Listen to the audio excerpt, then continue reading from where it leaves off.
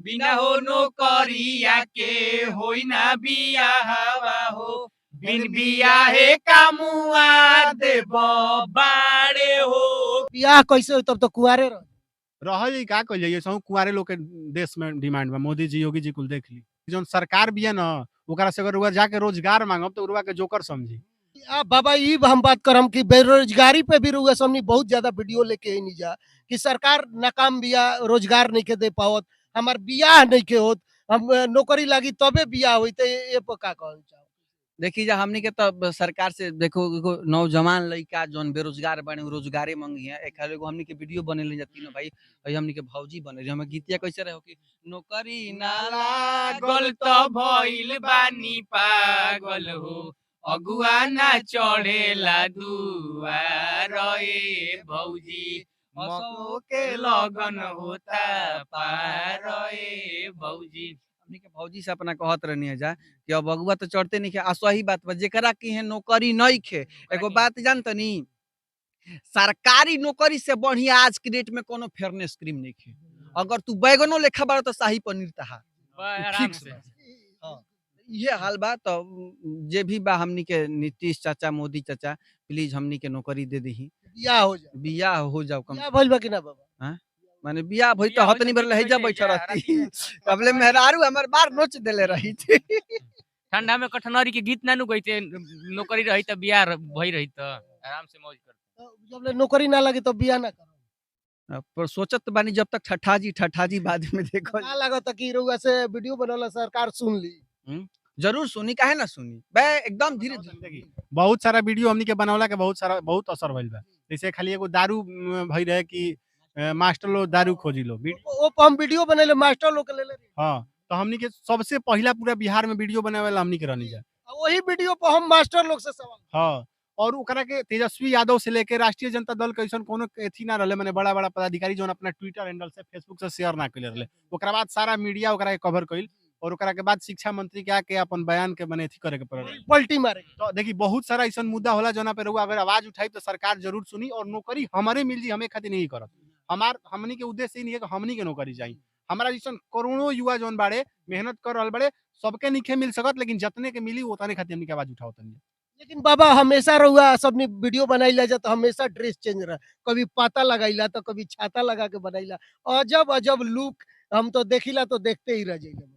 तो इहे कामवा खातिर करी न जा के देखी तो देखते रह जाई आ लोगवा समझ जाए बतिया। देखी का बानू कि लोग का चाहेला कि लोग थोड़ा ही समय में हर चीज के एंटरटेनमेंट लेवल चाहेला। तो आप हमारे लुक से हमारे गीत से जोना चीज से रुआ सबके मिल जाता ले ली और बात के भी समझ। सबसे बड़ा बात का बा कि जोन सरकार बिया न ओकरा से अगर रउआ जाके रोजगार मांगब तो रउआ के जोकर समझी। तो हमनी के वही जोकर बन के अपन रोजगार मांगे नहीं जा कि ओकरा समझे के मत पूरा हमनी के पहले ही दिख जाए कि हमनी के जोकरे हैं जब हमनी के रोजगार मांगत नहीं जरूर से दी। तो बस हमनी के इहे टारगेट रहेला और हमेशा आगे भी लगल रही। अभी हाल फिलहाल में तो ऐसा समस्या हो गई बिहार में जब से राजद के सरकार बनल बिया महंगाई या बेरोजगारी माने लापता हो गइल बा। अब कहीं मुद्दे नहीं रह गइल देखत नहीं कहीं महंगाई उंगाई पे केहू कुछ कहता है।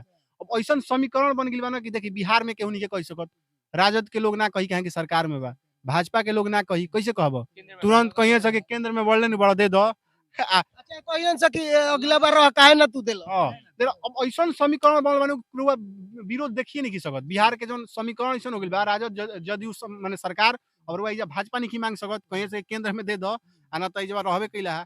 आ राजद अगर मांग अब कैसे मांगी है राजद केंद्र से ना मांगी है वो कहीं से कि तू बिहार में सरकार में बढ़ दे दो। तो ऐसा समीकरण बनल बा कि अब बेरोजगार अपन ऐसे ही घूमल फिर यहाँ नियुक्ति पत्र बटाते बा जाके लेबे के बजे करा मिलत। बियाह कैसे हो तब तो कुआरे रह।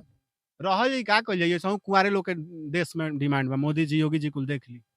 आशीष जी का कहल चाहब नौकरी ना लगी तो बियाह ना। नौकरी ना लागी लाग जाई महाराज भरोसा बा लाग जाई। ना लगी तो साधु हो जाई में जोगी जी लेखा मठ पर से के आली निकल के आली। हां जो जाके जोगी हां के आली हम प्रधानमंत्री बन जाई।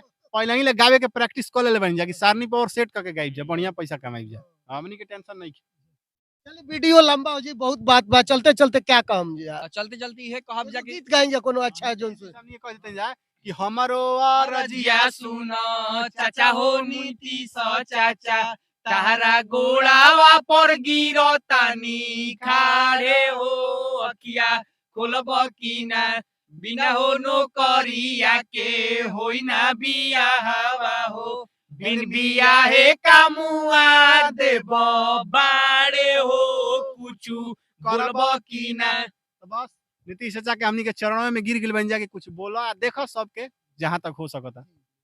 काहे ना कि ये उनके पर विश्वास बा और उनका से हमेशा आशा रहेला कि हमनी को दुख दूर उ करिहन।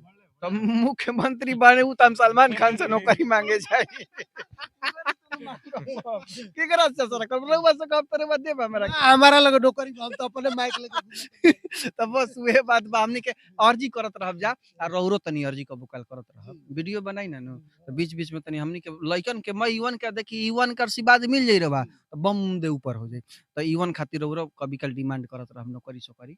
चलिए बहुत बहुत धन्यवाद। आप देख सकते हैं हमारे साथ एमबीएस फिल्म के तीनों लोग हैं जो कि काफी जलवा दिखाते रहते हैं और एक से एक जो मुद्दे होते हैं वो हमेशा लेके आते रहते हैं। काहे ना अश्लीलता हो, काहे ना बेरोजगारी हो, काहे ना कोई घटना हो, सब पे ये वीडियो बनाते हैं। यही अभी हम लोग बात कर रहे थे। मैं कैमरामैन सहयोगी के साथ संजय कुमार, बक्सर बिहार।